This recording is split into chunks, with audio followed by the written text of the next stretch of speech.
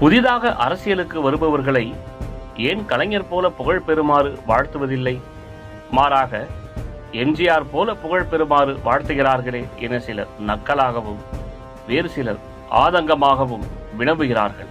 எம்ஜிஆர் போல புகழ் பெற கிழவிகளை கட்டிப்பிடிப்பது போன்ற எளிமையான சில பயிற்சிகள் செய்தால் போதும். விஜயகாந்திற்கு இது கூட தேவையில்லை.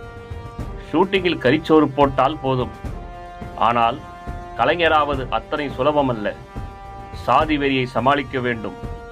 ஊடகம் ஊற்றும் அமிலத்திலிருந்து தன்னை பாதுகாத்துக் கொள்ள தெரிந்திருக்க வேண்டும். கலைஞரால் பயன்பெற்றவர்களே வாய்ப்பு கிட்டும் போது விழாவில் கத்தியை சொருகுவார்கள். வழி தாங்க வேண்டும்.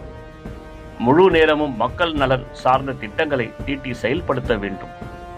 எதிரிகள் துரோகிகள் இணைந்து தொடுக்கும் வன்ம புரளியை சமாளிக்க வேண்டும்.